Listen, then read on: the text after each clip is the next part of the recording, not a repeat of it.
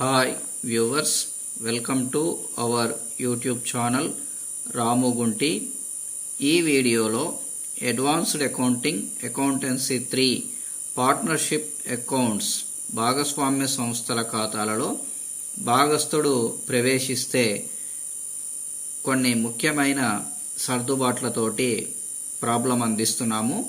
నూతన భాగస్థుని మూలధనం ఆధారంగా పాత భాగస్థులు తమ మూలధనాల్ని సర్దుబాటు చేయడం అనే నూతన అంశాన్ని ఇందులో వివరించడం జరుగుతుంది. మరి ఈ video BCom CBCS third semester, year wise అయితే second year, BCom general computers taxation ఇన్సూరెన్స్తో పాటుగా బీబీఏ, బీబీఎం, అలాగే ఓపెన్ యూనివర్సిటీ, డిస్టెన్స్ మోడ్, అంతేకాకుండా ఇంటర్మీడియట్ కూడా ఉపయోగపడే విధంగా అందిస్తున్నాము. ఇంటర్మీడియట్ సెకండ్ ఇయర్ వారికి కూడా. మరి చూద్దాం ప్రాబ్లం. ఇక్కడ చూడండి, PQRలు 6/14, 5/14 మరియు 3/14 నిష్పత్తిలో లాభ నష్టాలను పంచుకుంటున్న భాగస్థులు. అంటే 6:5:3 అండి. 6, 5, 11, 3, 14 అట్లా 6/14, 5/14, 3/14 అని చెప్పారు. మరి 31/12/2016 వారి ఆస్తి అప్పుల పట్టిక. అప్పుల వైపు గమనించినట్లయితే రుణదాతలు 9,000, చెల్లింపులు 3,000, మూలధనాలు P 19,000, Q 16,000 or 8,000, టోటల్ 55,000. ఆస్తుల వైపు భూమి భవనాలు 24,000, ఫర్నిచర్ 3,500, సరుకు 14,000, రుణగ్రస్తులు 12,600, నగదు 900, మొత్తం 55,000 ఇచ్చాడు బోత్ సైడ్స్ కూడా. పై తేదీన వారు ఎస్ను 1/8వ వంతు వాటాకు గాను 7,000 మూలధనం, 4,200 గుడ్విల్గా తీసుకొస్తే భాగస్తునిగా చేర్చుకుంటున్నారు. మరి ఫస్ట్ పాయింట్ ఏమంటున్నారు? ఫర్నిచర్ 12%, సరుకు 10% తగ్గుదల చేయాలి. సెకండ్ పాయింట్, రాణి బాకీల నిధిని 5% ఏర్పాటు చేయవలెను. థర్డ్ పాయింట్, భూమి భవనాల విలువ 31,000కు పెంచవలను. ఫోర్త్ పాయింట్, పాత భాగస్తులు పాత లాభ నష్టాల నిష్పత్తిలో భవిష్యత్తులో కూడా లాభాల్ని పంచుకుంటున్నారు. పై సర్దుబాట్లు చేసిన తర్వాత ఎస్ మూలధనం ఆధారంగా PQRలు మూలధనాలను నగదు ఖాతా ద్వారా సర్దుబాటు చేయవలను. ఖాతాలను చూపండి అంటున్నారు. మరి ఎలాగో చూద్దాం. చూడండి, ఇక్కడ మరి పాత భాగస్తుల యొక్క మూలధనాలు నూతన భాగస్తుని యొక్క వాటా మేరకు సర్దుబాటు చేయాలి అన్నారు. అట్లాంటప్పుడు నూతన నిష్పత్తి కనుక్కోవాలండి. నూతన నిష్పత్తి. సో వర్కింగ్ నోట్స్లో ఫస్ట్ ఏంటిదండి? నూతన నిష్పత్తి. మరి నూతన నిష్పత్తి కనుక్కోవాలంటే PQR వీళ్ళు ఎంత పంచుకుంటున్నారు? 6:5:3 అండి. 6:5:3. 6, 5, 11, 3, 14. కాబట్టి 6/14, 5/14, 3/14 అవుతుంది. సో ఎస్కు ఇచ్చిన వాటా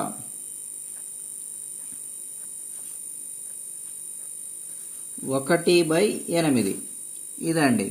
మరి అలాంటప్పుడు మరి ఇక్కడ PQRలు పాత వాళ్ళు, పాత నిష్పత్తి 6:5:3, ఎస్కి ఇచ్చిన వాటా 1/8. అప్పుడు మొత్తం వాటాలు 1 అనుకోవాలండి. మొత్తం వాటాలు 1 అనుకోను. తెలవని పదాన్ని ఎక్స్ అనుకున్నట్లుగా తెలవని వాటాలను 1 అనుకోవాలి. అప్పుడు దేర్ఫోర్ 1 - 1/8 అంటే మొత్తం 1 అనుకున్నాం. 1లో నుండి ఎస్కి ఇచ్చిన వాటా తీసేయాలి. అప్పుడు ఎంత అవుతుంది? 8 కామన్ అవుతుంది. సో 8 కామన్ అయితే 8 1s are 8 -1, that is equal 7/8 అవుతుంది. కాసాగు చేస్తే 8 కామన్ అయి 7/8 అవుతుంది. అప్పుడు P నూతన నిష్పత్తి.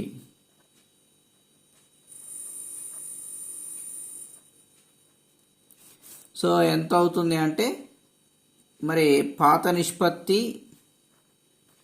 6/14 ఇంటూ మిగిలిన వాటా 7/8 మిగిలింది కదండి అది. సో ఆ విధంగా చేయాలి. చేస్తే 6 7s 42, 14 8s సో 112 అవుతుందండి. తర్వాత మరి ఇప్పుడు 42/112 అయింది. క్యూ నూతన నిష్పత్తి.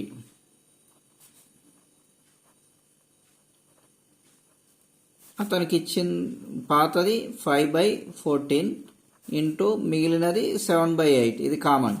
5 7s 35/112 కామన్ అండి. 14 8s 112 కాబట్టి.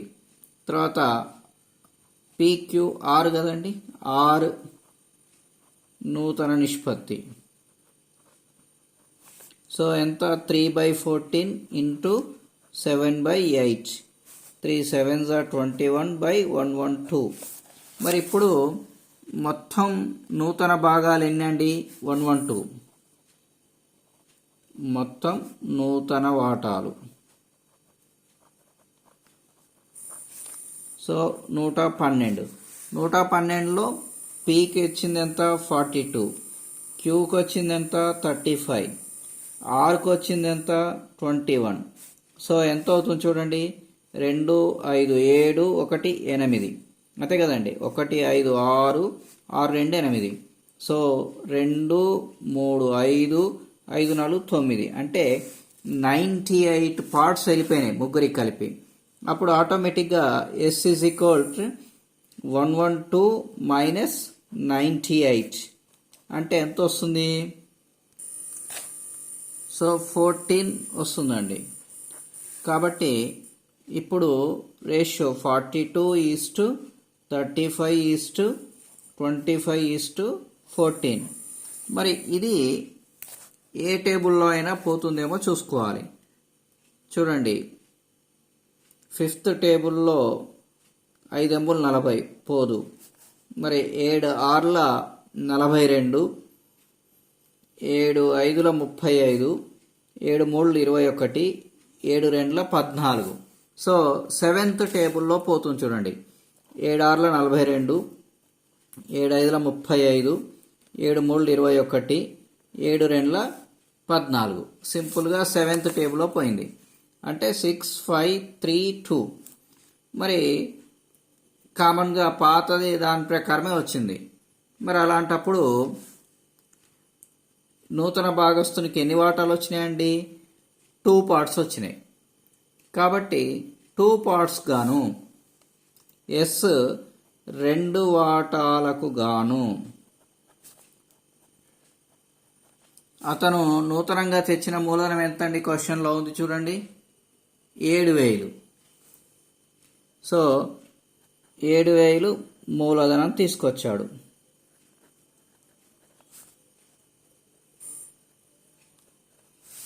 తేవడం జరిగింది. అంటే 1 వాటా మూలధనం ఈజ్ ఈక్వల్ 7,000 డివైడెడ్ బై 2 అంటే 3500 అండి. అంతే కదా. కాబట్టి 3500 1 వాటాకి. మరి అలాంటప్పుడు పి ఎన్ని వాటాలు ఉన్నాడు? 6 వాటాలు ఉన్నాడు. సో 6 వాటాలకు గాను 6 ఇంటూ 3,500 అంటే 35 6ల. సో 21,000 ఉండాలి పి పేరు మీద. మరి పికి మనకి గతంలో క్వశ్చన్లో ఎంత ఇచ్చారండి? 19,000 ఇచ్చారు చూడండి. కాబట్టి 21,000 అంటే ఇంకెంత? 19కి 21,000 రావాలి. అంటే ఇతను 2,000 తీసుకురావాలి. ఇంకా నగదు సర్దుబాటు చేయమని మనకి ఇచ్చారు కదండి. కాబట్టి ఇతను 2,000 తీసుకురావాలి. తర్వాత క్యూకి ఎన్ని వాటాలు ఉన్నాయి? 5 వాటాలు ఉన్నాయి. సో 5 వాటాలు ఇంటూ 3500 ఎంత అవుతుంది? 17,500 అవుతుంది. మరి ఇతను క్యూ క్వశ్చన్లో ఎంత ఇచ్చారు చూడండి, 16,000 ఇచ్చారు. మరి ఇక్కడ ఎంత వస్తుంది? 17,500. అంటే ఇతను ఎంత తేవాలి? 1,500 తీసుకురావాలి.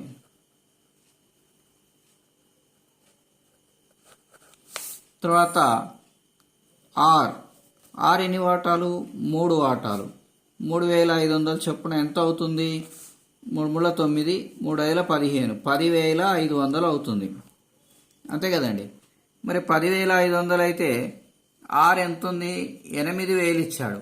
అంటే ఇతను ఎంత తీసుకురావాలి? ఇంకా 2,500 తీసుకురావాలి.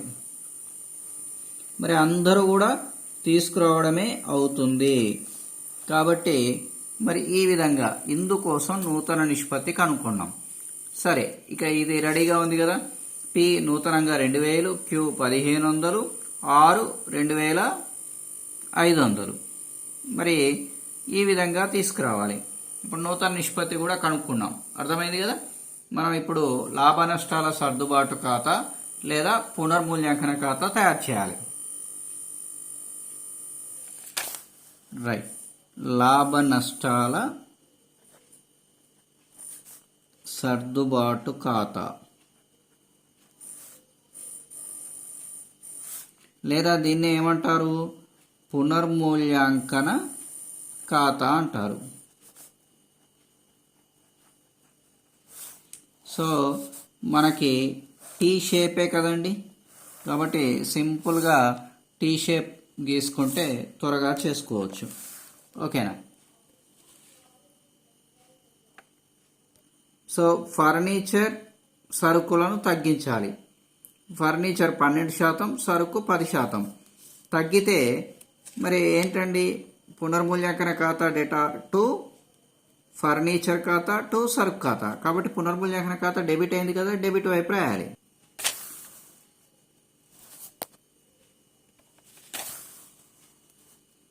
టు ఫర్నిచర్ ఖాతా టు సరుకు ఖాతా. మరి ఫర్నిచర్ 12%, సరుకు 10%. ఫర్నిచర్ 12%, 3,500కి 12%, సరుకు 14,000కి 10%. సో ఫర్నిచర్ 12% 420 అవుతుంది. మరి 14,000 సరుకు కాబట్టి 10% 1,400 అవుతుంది. రాణి బాకీల నిధిని 5% ఏర్పాటు చేయాలి అన్నారు. మరి రాణి బాకీలు రుణగ్రస్తుల మీద కదండి. 12,600కి ఎంత శాతం? 5%. కాబట్టి 1,260 అయితేనేమో 10% అవుతుంది. 1,260లో సగం 5%. 1,260 అంటే 630 అవుతుంది. సో రుణగ్రస్తులకి రాణి బాకీల నిధి ఎటువైపు రాయాలి? డెబిట్ సైడ్ రాయాలి. పునర్మూల్యాంకన ఖాతాలో తగ్గుతుంది కాబట్టి టు రుణగ్రస్తుల ఖాతా లేదా రాణి బాకీల ఖాతా. సో ఎంతండి? 630 మనం క్యాలిక్యులేట్ చేసింది. నెక్స్ట్ భూమి భవనాలు 31,000కు పెంచాలి అంటున్నారు.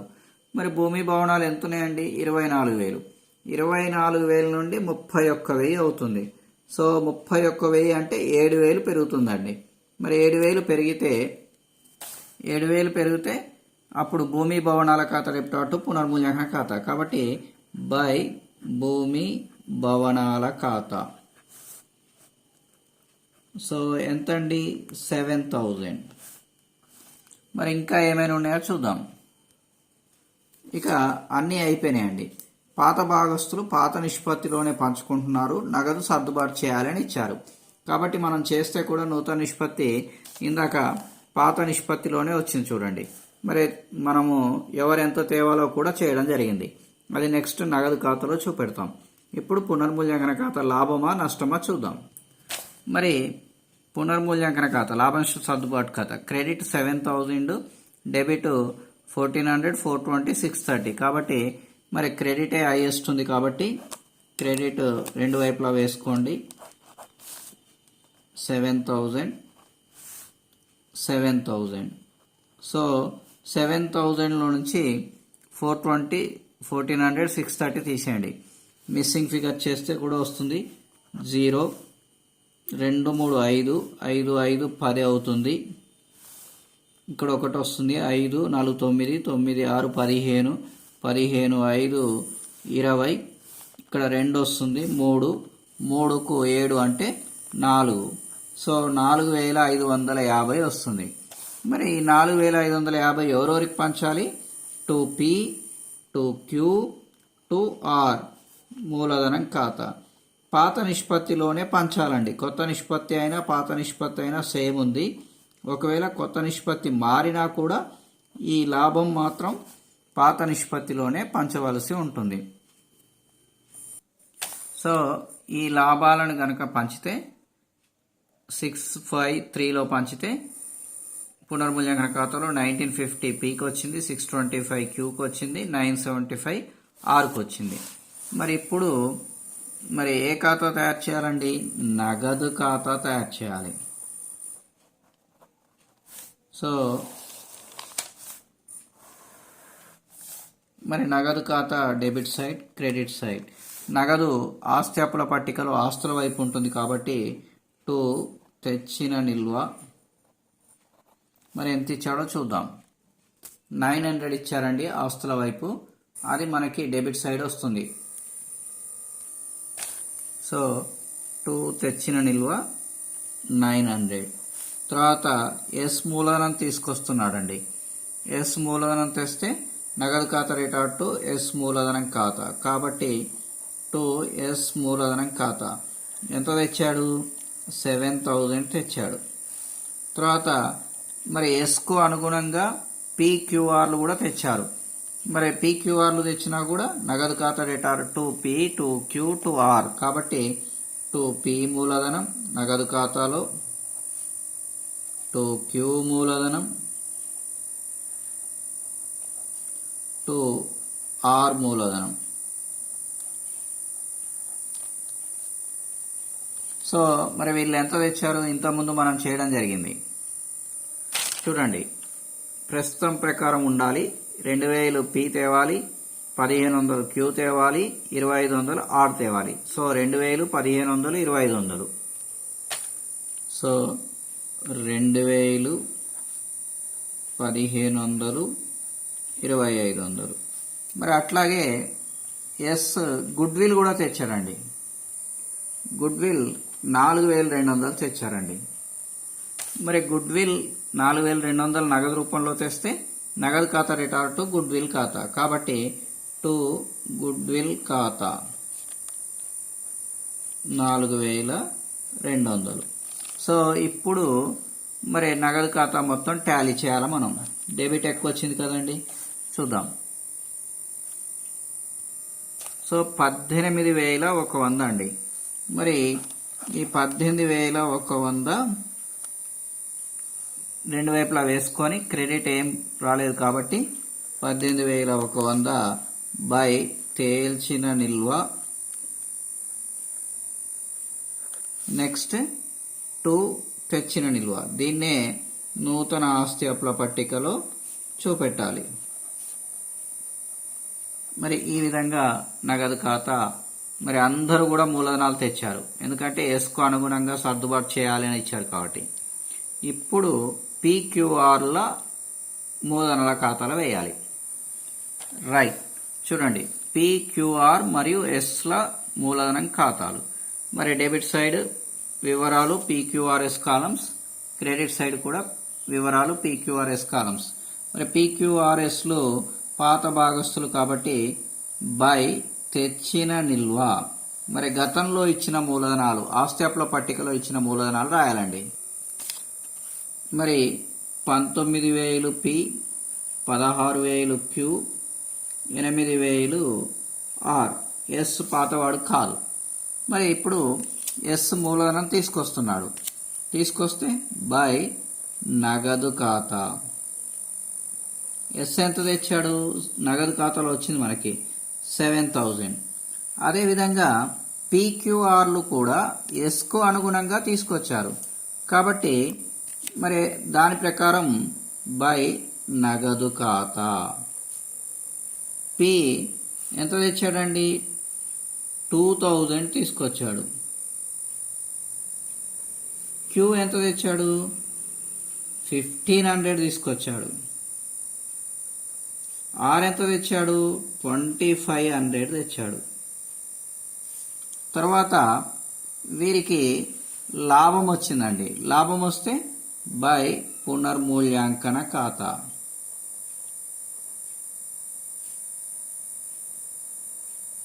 సో 1950 పీకి వచ్చింది, 1625 క్యూకి వచ్చింది, 975 ఆర్కు వచ్చింది. ఎస్ పాతవాడు కాదు కాబట్టి అతనికి లాభం ఉండదు.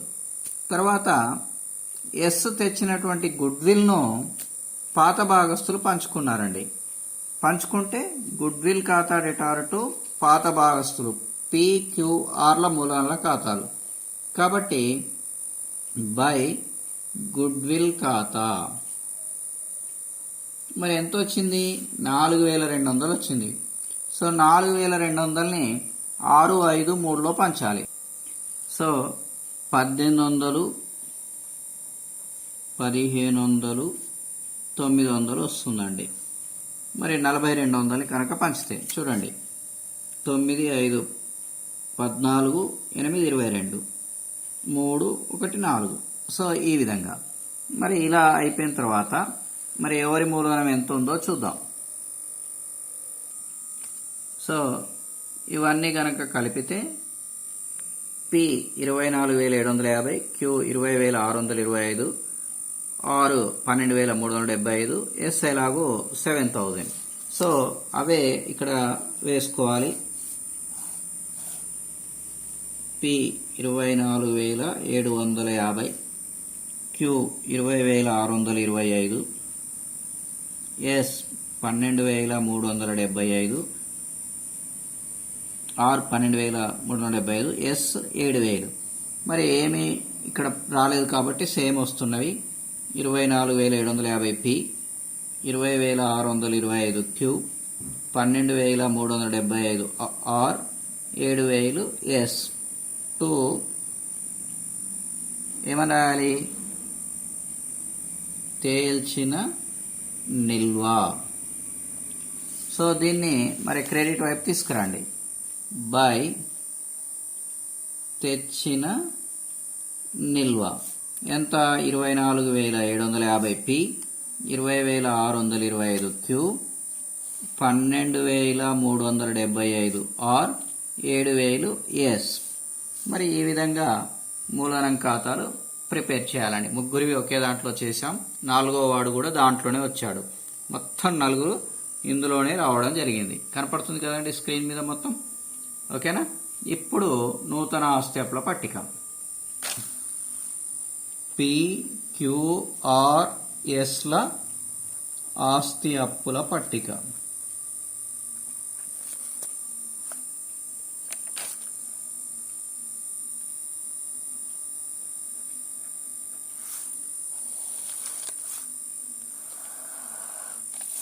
సో ఇటువైపు అప్పులు, ఇటువైపు ఆస్తులు.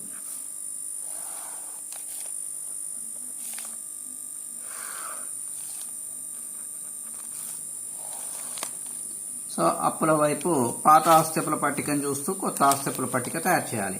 సో చూద్దాం ఫాస్ట్. మరి రుణదాతలు చెల్లింపు బిల్లు మారలేదండి కాబట్టి 9,000, 3,000 యథావిధిగా వేయండి. రుణదాతలు 9,000, చెల్లింపు బిల్లులు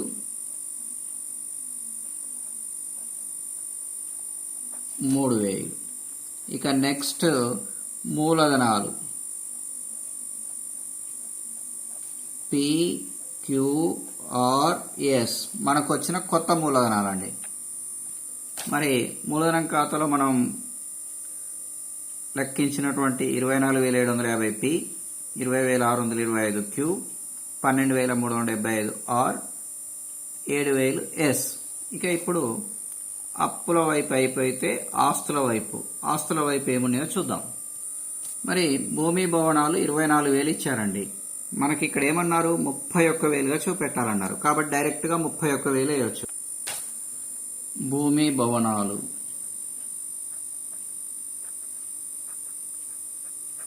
31,000. నెక్స్ట్ ఫర్నిచర్ 3,500కి 12% తరుగుదల అంటే 420 వచ్చింది కదండి, అది తీసేయాలి 3,500 నుంచి. ఫర్నిచర్ 3,500 మైనస్ తరుగుదల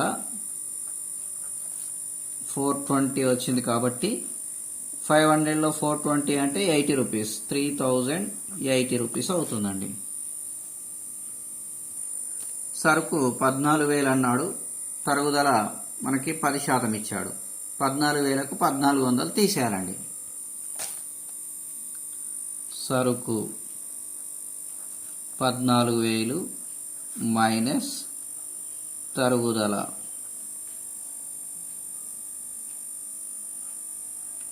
1,400 కాబట్టి 0 0 4 పోతే 6, ఇక్కడ 3 ఉంటుంది, 3లో 1 పోతే 2, 12,600. మరి రుణగ్రస్తులు మనకి ఎంత ఇచ్చాడండి 12,600. 12,600కి ఎంత శాతం అన్నాడు 5%. 5% ఎంత వచ్చింది మనకి 630 వచ్చింది. కాబట్టి రుణగ్రస్తులు 12,600 మైనస్ రాని బాకీల నిధి 630 తీసేస్తే 600కి 600 క్యాన్సిల్ అవుతుంది కదండి. మరి 12,000లో 30 అంటే 11,970. ఓకేనా, రైట్. ఇక చివరిగా నగదు 900 ఇచ్చాడు, కానీ నగదు ఖాతాలో ఎంత ఉందో అంత తీసుకోవాలండి. సో నగదు ఖాతా 18,100, అది తీసుకోవాలండి. నగదు 18,100. ఇక ఇప్పుడు టోటల్స్ చేయాలి, మొత్తం ఎంత అయ్యింది అనేది, అప్పుడు మనకి టాలీ అవుతుంది. సో ఇప్పుడు 76,750 మరి మొత్తం కూడా మనకి టాలీ అయిపోయింది చూడండి పర్ఫెక్ట్గా. కాబట్టి చూడండి బ్యాలెన్స్ షీట్ మొత్తం కనపడుతుంది నీట్గా. మరి ఇది బ్యాలెన్స్ షీట్. తర్వాత మనం తయారు చేసినటువంటి PQRSల మూలధన ఖాతాలు, తెచ్చిన నిల్వలు, నగదు ఎస్ తెచ్చింది, PQRSలు తెచ్చింది, పునర్మూల్యాంకన లాభం, గుడ్విల్ పంచుకున్నది, బ్యాలెన్సెస్. తర్వాత ఈ బ్యాలెన్సెస్ బ్యాలెన్స్ చేసింది, డెబిట్ సైడ్ ఏం లేదు కాబట్టి. తర్వాత మరి పునర్మూల్యాంకన ఖాతా, దీన్ని లాభ నష్టాల సర్దుబాటు ఖాతా కూడా పిలుస్తారు. దీంట్లో తరుగుదలలు, రాని బాకీలు డెబిట్ చేస్తూ, భూమి భవనాలు పెరిగిన విలువ క్రెడిట్ చేస్తూ 4,550 లాభం ముగ్గురికి పంచడం జరిగింది. నెక్స్ట్ నగదు ఖాతా, మరి ఎస్ మూలధనం 7,000 తెచ్చాడు, ఎస్ గుడ్విల్ 4,200 తెచ్చాడు. ఎస్ మూలధనానికి అనుగుణంగా PQRలు తమ వాటా నగదు తేవడం జరిగింది. ఇది ఆన్సర్. సో మనకిచ్చిన క్వశ్చన్ ఇది. మరి ఈ దాని ప్రకారం చెప్పిన సర్దుబాట్లకు అనుగుణంగా మనం పర్ఫెక్ట్గా చేసి మీకు అందించడం జరిగింది.